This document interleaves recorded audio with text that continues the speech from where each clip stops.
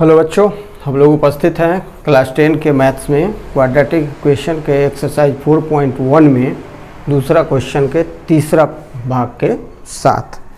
तो आइए हम लोग इस क्वेश्चन को सॉल्व करते हैं। क्वेश्चन है बच्चों, रोहन की माँ उससे 26 वर्ष बड़ी है। रोहन कोई लड़का का नाम है, उसकी माँ उससे 26 साल बड़ी है। उनकी आयु का गुणनफल अब से 3 वर्ष के बाद 360 हो जाएगी। हमें रोहन की वर्तमान आयु ज्ञात करनी है। तो सॉल्यूशन, तो बच्चों हम क्या करेंगे, रोहन की माँ की आयु रोहन से 26 साल ज़्यादा है। तो माना कि रोहन की वर्तमान आयु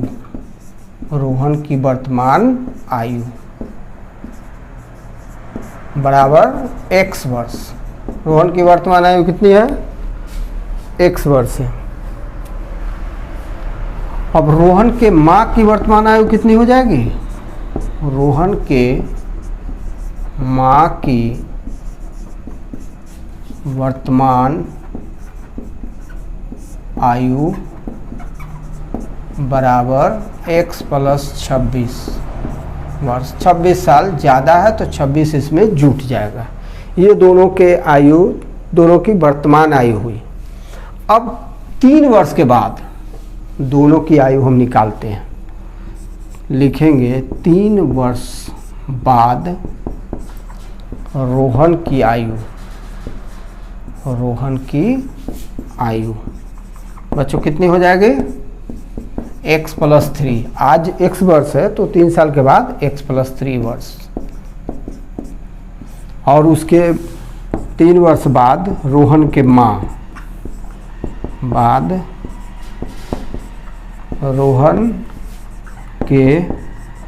माँ की आयु बराबर कितनी हो जाएगी बच्चों? x प्लस 26 है उसकी माँ की, अभी वर्तमान में 3 साल ज़्यादा, मतलब 26 प्लस 3 x प्लस 29 वर्ष हो जाएगी बच्चों। 3 साल 26 में जोड़ेंगे तो कितना होगा? 29। अब प्रश्नानुसार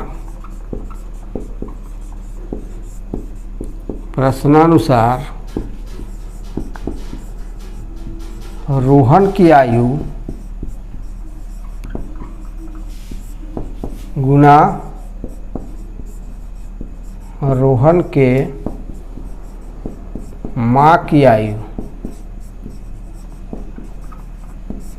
बराबर है, दोनों का गुना करेंगे तो कितना आएगा? 360 बच्चों, दोनों का गुणनफल 360 है प्रश्न से। अब रोहन की आयु कितने है 3 साल बाद? x plus 3 into x plus 29 equal to 360। अब बच्चों ये दो रैखिक व्यंजक हैं, चूँकि x का पावर 1 है इसलिए ये रैखिक व्यंजक हैं। दोनों का गुणा कैसे किया जाता है? 2 तरह से किया जाता है बच्चों। एक तरीका से उसको क्या कहते हैं हम? कॉलम मेथड कहते हैं। दूसरा तरीका हॉरिजॉन्टल मेथड कहते हैं।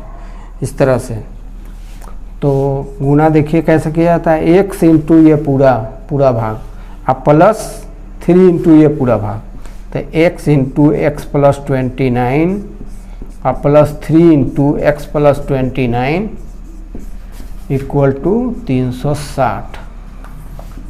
दिस इम्प्लाइज, अब x से बच्चों ब्रैकेट के अंदर दोनों में मल्टीप्लाई होगा तो x से x में x स्क्वायर प्लस 29 में x है तो 29x, फिर 3 से x में तो 3x और 3 से 29 में तो कितना हो जाएगा?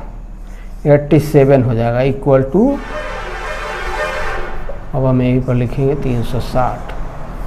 This implies x square plus 29 plus 3 कितना होगा बच्चों? 32 x plus 87 minus 360 equal to कितना हो जाएगा? 0।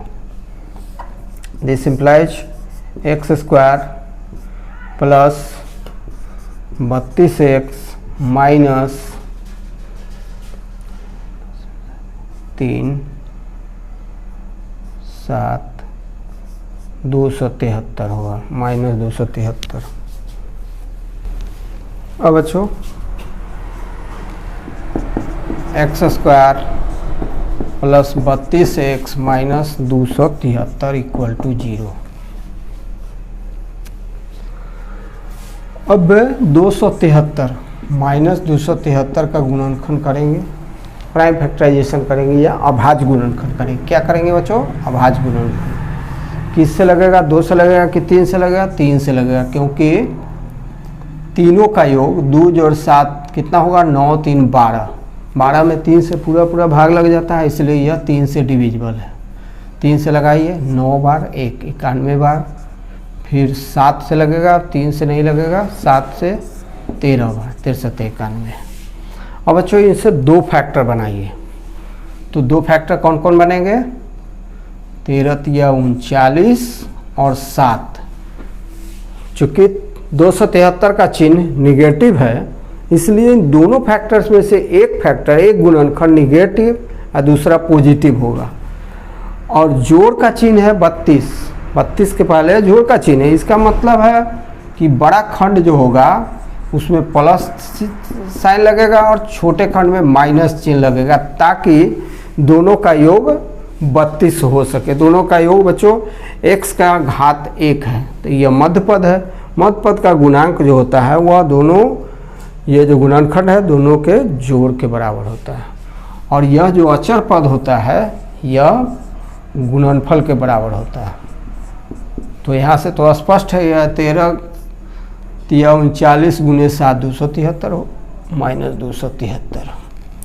तो हम लोग क्या करेंगे? x² + 32x के बदले क्या लिखेंगे बच्चों? 39x - 7x - 273 = 0। अब हम क्या करेंगे? पहला और दूसरा पद में x कॉमन है, x कॉमन ले लेंगे। तो फिर तीसरा और चौथा पद में क्या कॉमन है बच्चों? -7 कॉमन है, -7 कॉमन है। तो आप ले लें -7 कॉमन। तो दूसरा पद क्या हो जाएगा? दूसरा खंड x माइनस तो बाहर आ जाएगा, और 273 में 7 से भाग दीजिए, 273 में 7 से भाग दीजिए तो क्या बचेगा? कौन? 3 और 13, 13 तिया 39, 39 बचेगा = 0। ऐसा बच्चों ये करते समय ये दोनों इक्वल होना चाहिए, यह भी जांच कर लेना चाहिए। अब ये दोनों इक्वल हैं तो x + 39 हम कॉमन ले लेंगे। कॉमन लेने पर क्या बचेगा बच्चों? x - 7 दूसरा गुणनखंड के रूप में। 2 रैखिक व्यंजकों का गुणनफल = 0। अब ऐसा होने पर या तो x + 39 = 0 होगा और x - 7 = 0 होगा। या तो पहला 0 होगा या दूसरा 0 होगा। दिस इम्प्लाइज अब x का value x + 39 = 0, it means x = -39। Not applicable होगा। क्यों बच्चों नॉट एप्लीकेबल क्यों होगा? इसलिए होगा कि किसी व्यक्ति की आयु निगेटिव नहीं हो सकती। चलिए इधर x का वैल्यू कितना आ रहा है? 7। हाँ तो ये एप्लीकेबल है। तो इसलिए रोहन की वर्तमान आयु कितनी हो जाएगी बच्चों? रोहन की वर्तमान आयु 7 वर्ष। 7 वर्ष। अब माँ का वर्तमान आयु, माँ की वर्तमान आयु अगर लिख दें, रोहन के माँ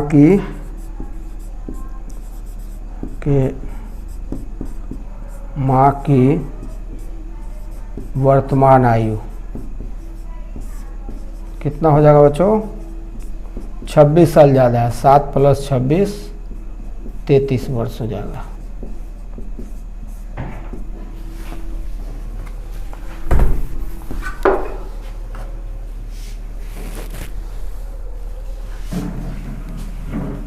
यही आपका आंसर हुआ। रोहन की आयु 7 वर्ष, रोहन के माँ की वर्तमान आयु।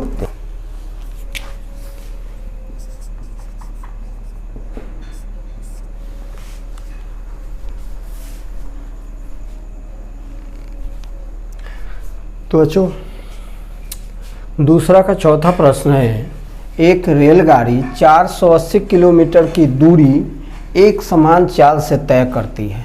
यदि इसकी चाल 8 किलोमीटर प्रति घंटा कम होती तो वह उस दूरी को तय करने में 3 घंटे ज़्यादा समय लेती। हमें रेलगाड़ी की चाल ज्ञात करनी है बच्चों, बहुत ही इम्पोर्टेंट क्वेश्चन है। क्या करना है हमें? रेलगाड़ी की चाल ज्ञात करनी है। तो माना कि रेलगाड़ी की चाल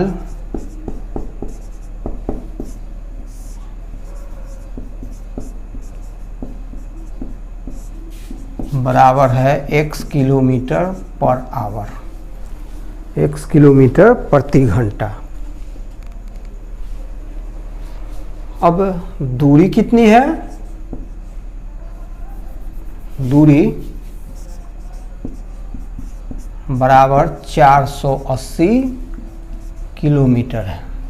दूरी कितनी है? 480 किलोमीटर है और समान चाल से तय करती है। यदि इसकी चाल 8 किलोमीटर कम, तो बच्चों चाल तो x किलोमीटर हमने सपोज कर लिया और दूरी 480 किलोमीटर दी हुई है, तो समय बराबर है, इतनी दूरी तय करने में लगा समय बराबर होता है दूरी बटा चाल, डिस्टेंस बाई स्पीड।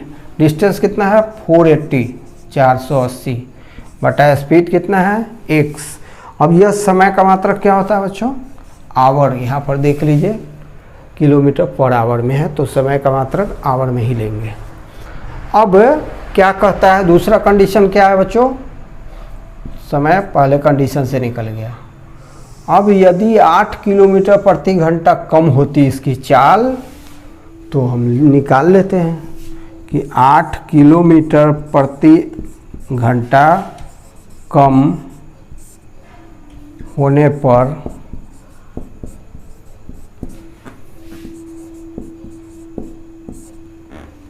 चाल 8 किलोमीटर प्रति घंटा कम होने पर नई चाल क्या हो जाती है बच्चों? रेलगाड़ी की नई चाल बराबर है, पहले चाल कितनी थी? x किलोमीटर, 8 किलोमीटर घट गई, तो x minus 8 kilometre per hour, x minus 8 kilometre per hour. अब बच्चों दूरी तो 480 किलोमीटर ही है, तो समय कितना लगेगा? तो रेलगाड़ी को 480 किलोमीटर दूरी तय करने में लगा समय, तय करने में लगा समय, समय बराबर कितना होता है? दूरी बटा नई चाल, नई चाल घटा हुआ चाल। दूरी कितना? 480, घटा हुआ चाल कितना है? x minus 8 hour. बच्चों आप यहाँ भी लिख सकते हैं, रेलगाड़ी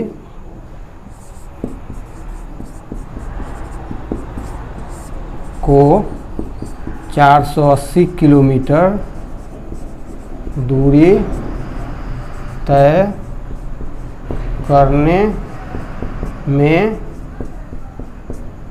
लगा समय, लगा समय लिख सकते हैं। अब बच्चों प्रश्न क्या कहता है?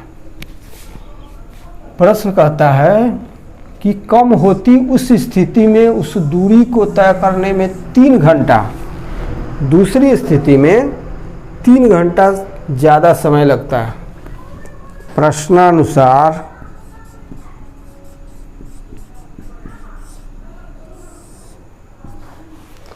क्या है बच्चों कि 8 किलोमीटर कम होने पर पहले जितना समय लगता था उससे 3 घंटा ज़्यादा समय लगेगा।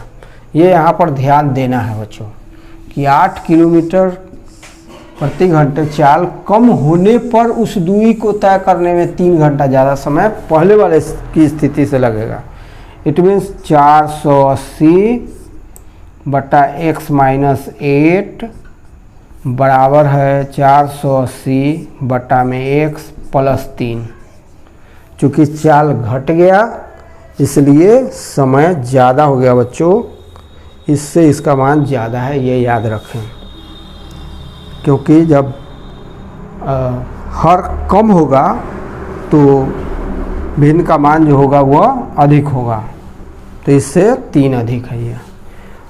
अब बच्चों हम क्या करते हैं कि इसको 480 बटा x को हम बाएं साइड ले आते हैं, तो 480 बटा x माइनस 8 और माइनस 480 बटा x बराबर 3। दिस इम्प्लाइज, बच्चों क्या करेंगे हम, ये दो भिन्न है, फ्रैक्शन है, तो भिन्न का घटाव या जोड़ कैसे करते हैं, घटाव करने के लिए या जोड़ करने के लिए हर का लसा निकालते हैं। तो x माइनस 8 इंटू एक्स, ये हो गया हर। अब x माइनस 8 से भाग लगाएंगे इसको लघुत्तम में, लसा में, तो कितनी बार लगेगा, x माइनस 8 कट जाएगा, बच गया x बार लगेगा, x से 480 में गुना हो जाएगा, 480x, माइनस का चिन्ह है, माइनस का चिन्ह दे दें, फिर हर x से लगाएंगे लसा में भाग, x से लगेगा तो x कट जाएगा, बच जाएगा, ये भागफल होगा। अब x माइनस 8 से 480 को गुना हो जाएगा, 480 गुना x minus 8 equal to 3। This implies, अब इसको हम 480 घटाओ 480 में 1 से गुना करेंगे बच्चों, ब्रैकेट जब ओपन करेंगे 480 से x में गुना हो जाएगा, 480x, फिर माइनस माइनस प्लस हो जाएगा, 480 गुना 8 हो जाएगा। अच्छा, और हर क्रॉस मल्टीप्लाई हो गया, ऐसे हो गया, 3 into x minus 8 into x हो गया, हर से तिरछा गुना हुआ, क्रॉस मल्टीप्लाई हुआ, 480x, ये दोनों टर्म कट गए। अब क्या बचा, 480 गुना 8 बराबर 3 गुना, बच्चों x को हम ब्रैकेट के अंदर ले जाएंगे तो एक्स स्क्वायर माइनस 8x हो जाएगा, equal to 0। This implies x minus 40 equal to 0 और x plus 32 equal to 0। This implies x equal to 40 और x इक्वल टू माइनस 32। तो बच्चों स्पीड क्या होगा, निगेटिव नहीं हो सकता है, तो इसको नॉट एप्लीकेबल लिख देते हैं।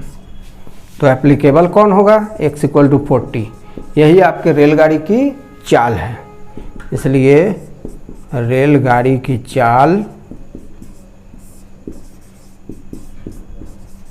बराबर है 40 किलोमीटर प्रति घंटा, यही आपका आंसर हुआ।